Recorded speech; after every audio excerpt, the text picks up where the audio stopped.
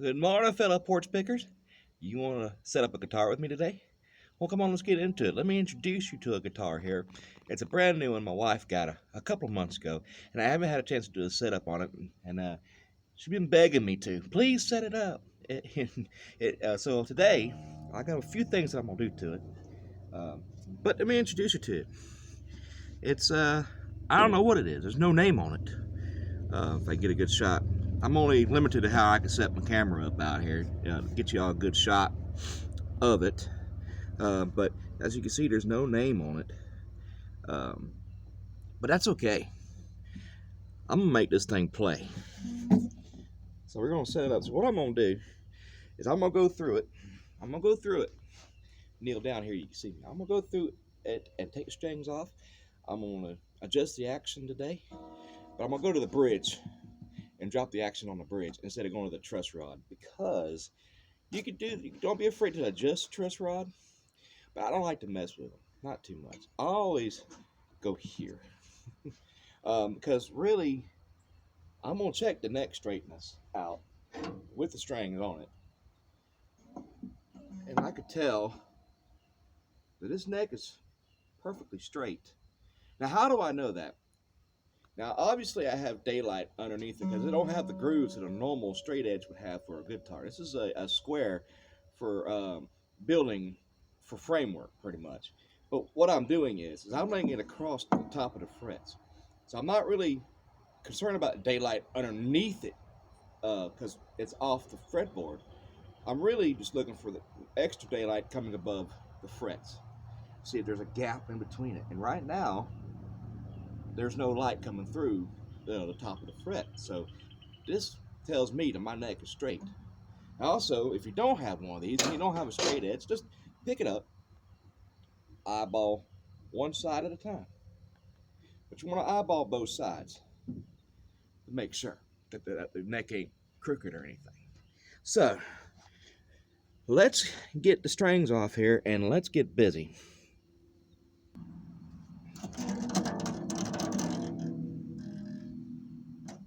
One little snippy snippy, two little snippy snippy, three little snippy snippy, and there's four little snippy snippy, and five.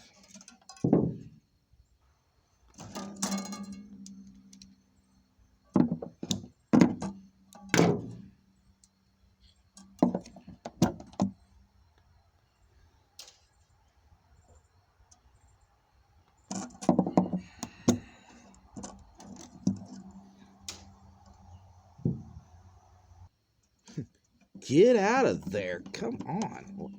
Help me understand. Got it. All right. So you might have noticed I left the fourth string on here, the third string on here, G. Two reasons. It's brand new string. I put it on here when we first got it. It actually popped the string, so I used an extra string to put it on here. It actually came out of the pack with strings that I'm fixing to put on here. And it also to help me test my action once I get it low enough. Now, I got the bridge pulled out. They're not hard. You just take a pair of pliers and snap them out. But I'm kind of at a disadvantage here because I don't really have any way of measuring just how low I need to go with this. So I've got to come up with something and help me mark this so that way I get the action right where I want it. So I'm going to go ahead and put my quarter up here on the 12th fret right there, and I'm going to get a piece. That's why I got this tape to help kind of put it in place. You don't need a big old piece. Just something that you can put right across it to help hold the quarter in place. Put it right there to help hold the quarter in place. And I'll get y'all a close-up of what I got going on here. I hope you can see that. Hang on a minute. I'm kind of at a disadvantage of exactly where I could put my camera. Sorry it's so shaky. Yeah, so I got my quarter on the 12th fret, kind of taped down. I'm going to work on the action now. Let me put you back up on the tripod here. So, let me pause this and come back and hopefully have it marked right. So that way I know I can get the right action out of it. Alright, so with no really clear way of actually measuring this, I ain't really got a lot of tools. So if you don't have a lot of tools on hand that you could do this, don't be afraid. It might take a little while.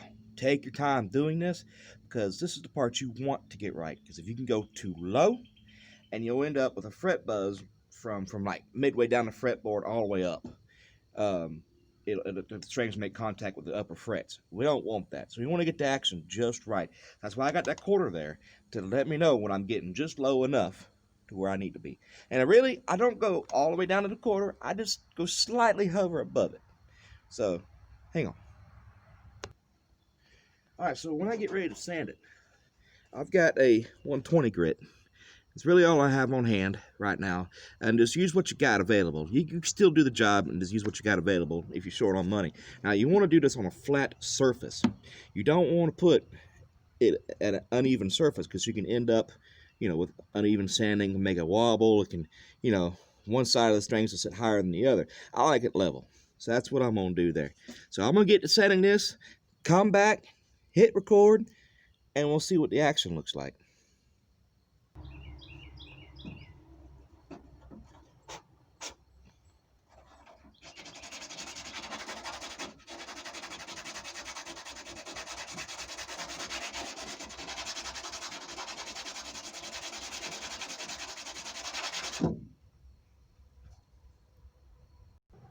And this is why I said it might take a while to get the sanding right, because what I'm doing now, since I don't have the proper tool, I'm having to reattach the string, come back, tighten it up at full tension to see where it sits on that quarter. So that's what I'm gonna do now. I can tighten this up. That's why I left that one string on there too. Yeah, it's new, and plus I wanted to see the string height to see where I get it.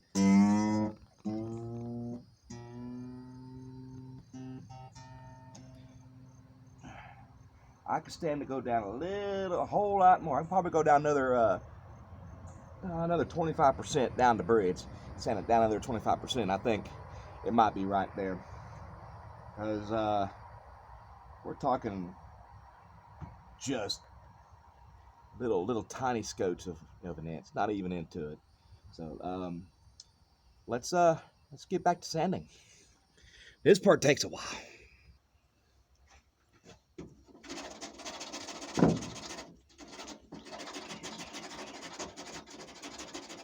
Takes a while.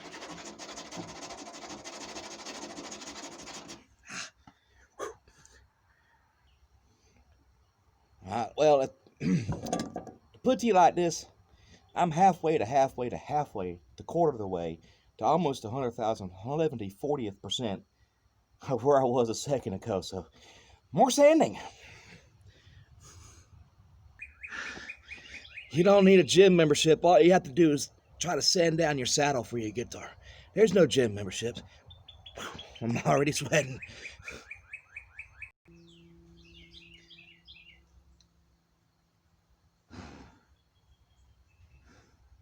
God, that saddle was incredibly high. Whoo! Not much more now, guys. I know it only seems like me editing this back and forth, pausing the video while I'm recording. It's only seemed like a minute to y'all guys, or a couple minutes. But it's been almost 20 minutes of me sanding the saddle down. Whew, I'm almost there. So, point here I'm trying to make, if you want to invest in the proper tools to get the job done, be my guest. Or get you an electric. I don't know whether it's because I ain't got any coarser grit sandpaper than this. It's probably why it's taking a while. But usually you could do the job with any common tools, to sand this down with. So I'm gonna keep sanding it down, and I'm gonna come back, and we're gonna jump to filing down the frets, kind of get them, filed down a little bit smoother, so they're not cutting into your finger when you go to play it. So, but for this to be a $60 guitar, or no, I better take it back. I think it was like a $75 guitar off of Amazon, with no name on it.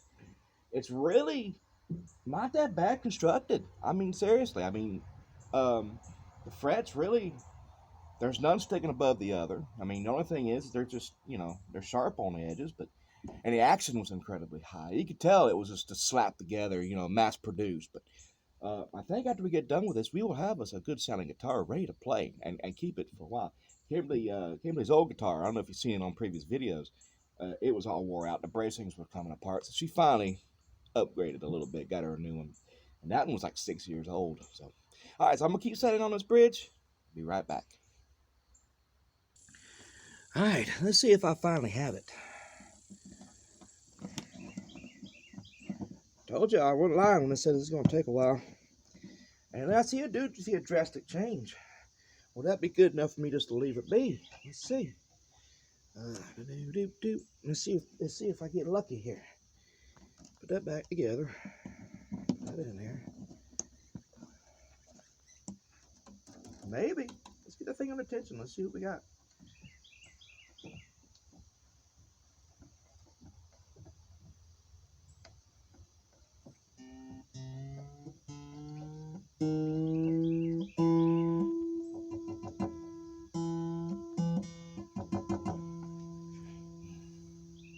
Oh, I am so close to it. I think it's a little bit more stunning, and I will finally have this action where I need it. And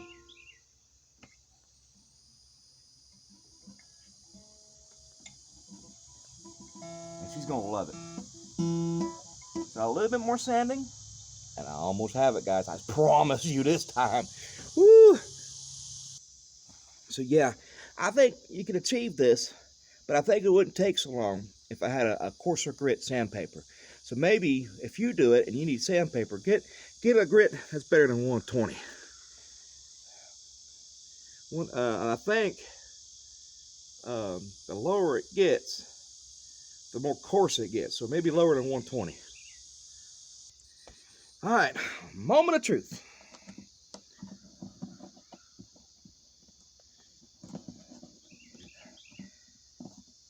Sure, it's down in there.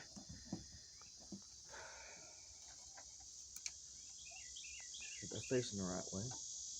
I'm telling by the groove holes that are in it from the strings that which side the 6th string was set on, and vice versa. I think these bridges, they're set up that way for a reason. I think the one on the E string, the E major string, the low string, I think it's actually supposed to be setting up higher than the others because it's thicker, and so you need a little bit more vibration clearance from the frets for that one.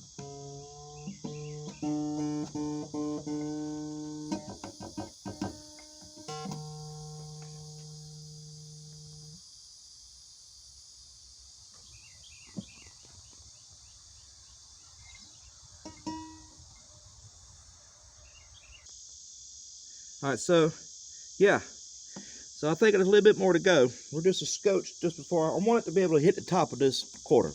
That's where I'm pushing for, or just a little bit above it. Right now it's almost there actually, so just a little bit more sanding. I've been having to come over here and do my sanding a little bit higher up, so sorry I'm not in the frame. Kind of get down on it, sand it pretty good.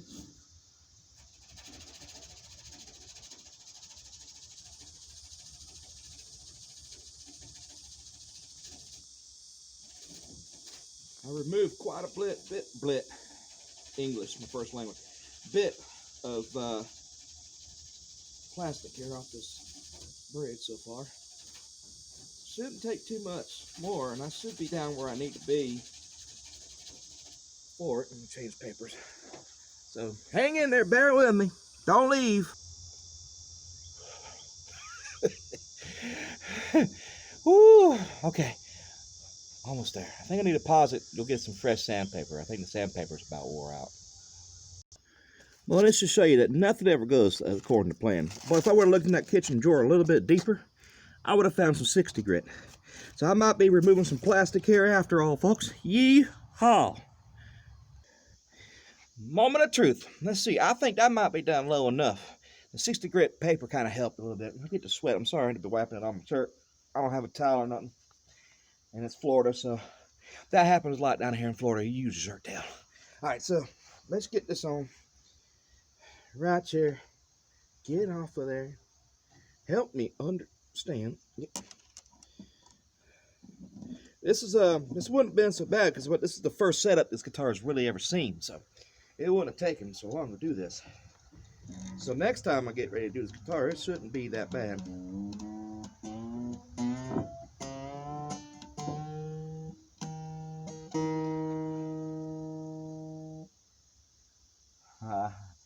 It is literally like almost right there where it needs to be.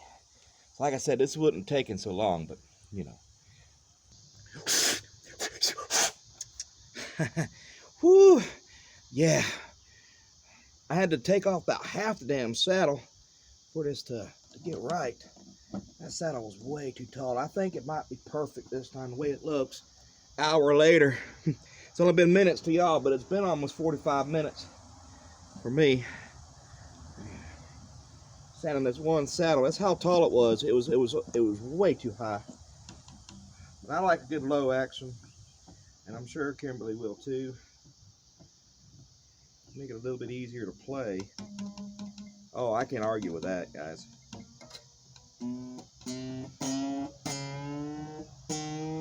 I hear it just hitting the quarter. I'm gonna bring it up to you so you can see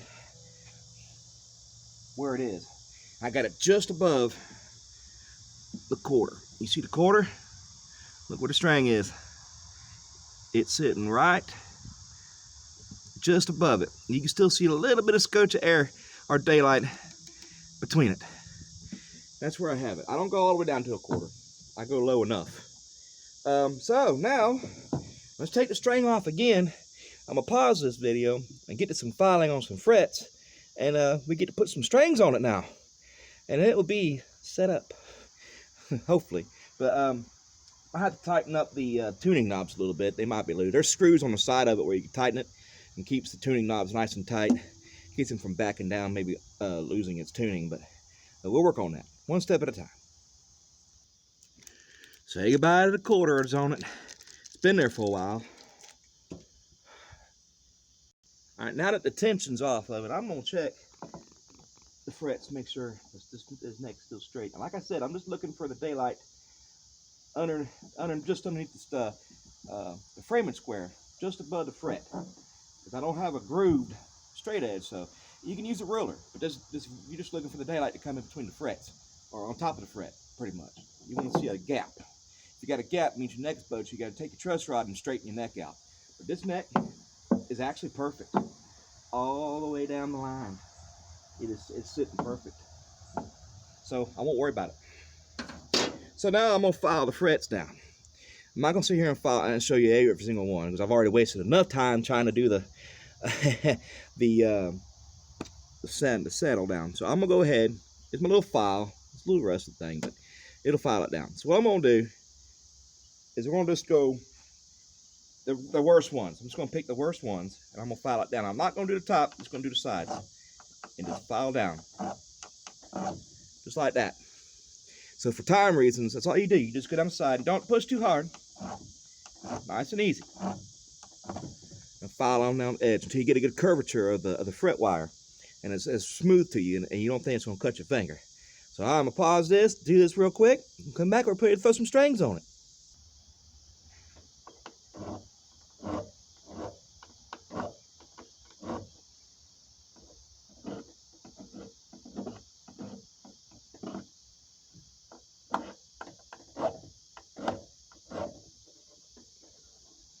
Perfect. Let's start out with the E string.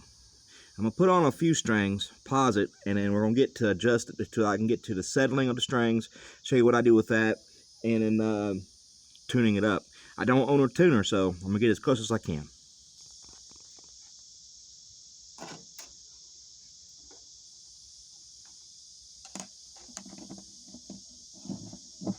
I'm a sweaty mess up here right now. Y'all can probably tell that on the thing.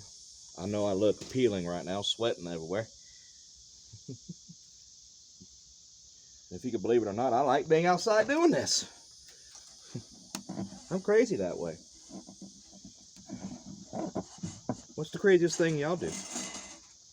Leave it down there in the comments. I wanna hear it too. Do y'all do shit like this out there in the dripping sun, or do y'all prefer the crazy question, the AC? I prefer to do this out here in the sunlight. I don't know why. I guess I'm just used to this string's already on it, so I'm gonna skip that. That's the G string. We can go ahead and hook him up actually. Get him on here since he's already set and dialed in. Get him on here. That was easy. Next 2 strings down. There we go. Get all these set.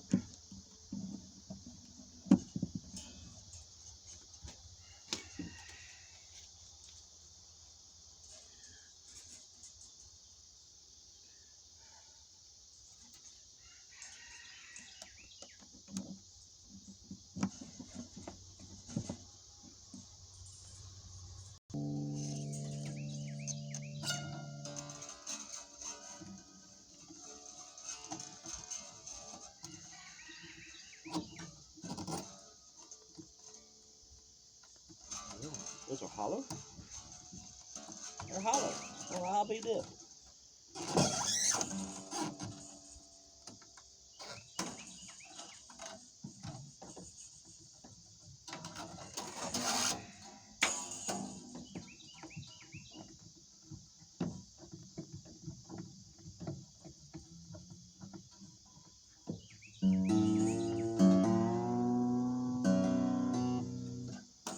Captain's already in there. Let's go ahead and get him up where he's supposed to be.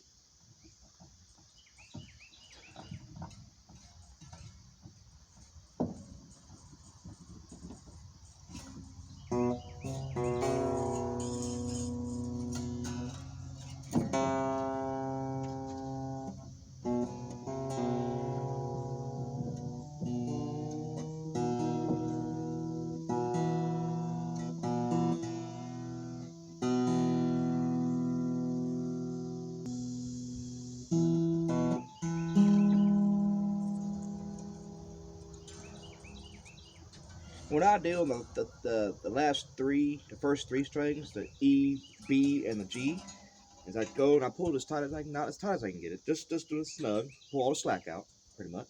And I come back around again, and I sink it through the peg twice. And kind of put it like a little, kind of tighten, almost like a knot on the peg.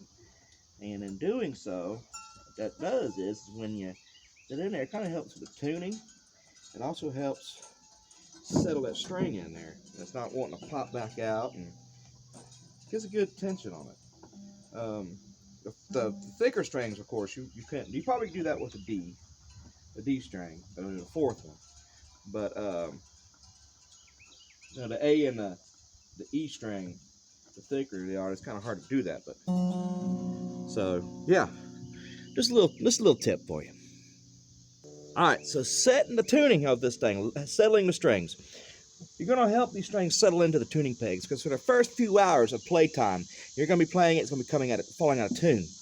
Mostly flat, because what's happening is the strings are pulling against that tuning peg right now at over about 100 pounds of pressure. So what you're doing is when you're doing it's going to help settle it and wrap it around that tuning peg real tight and finish it off. You know, that way you don't have to worry about it. It'll stay in tune. So what I'm doing is I'm not pulling against the string too hard. You're just mimicking the vibrations to move it of the string that's on the peg. What you do is you get it into a rough tuning. Get it up to about right there. That sounds about right. That sounds about right. Now you got it there, right? Now what you do is you give it a tug back towards you, push it the opposite way, lift, slap it, come back again, do that again, lift, slap. Now you listen to the difference. It fell flat, see? Do it again until that stops. You will repeat that method until it stops. Then you know it's settled into the string, into the tuning peg. It's almost there. It fell flat by scotch. Let's do it again.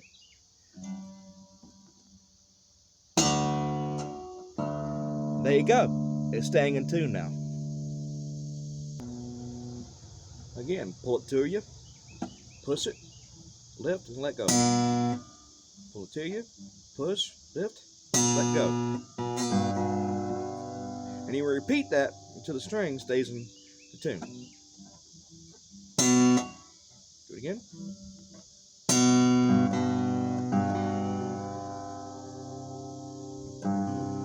Do it again.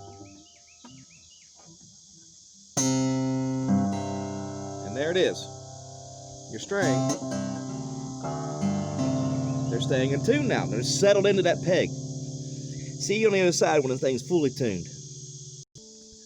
Well, let's see what this thing sounds like now that it's fully set up. Let's see. The action is nice on it now. It's nice and low. Tuning ain't very good right now. Let's tune it up.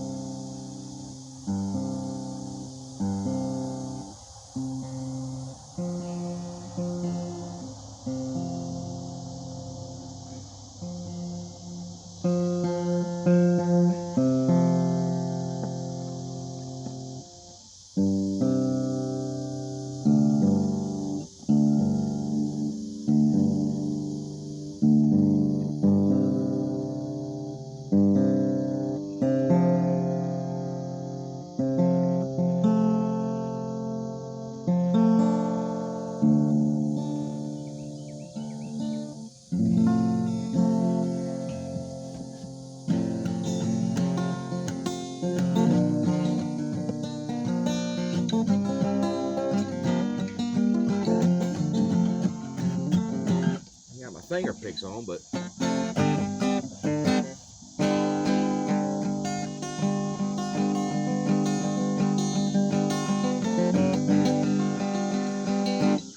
action is definitely a lot better on it.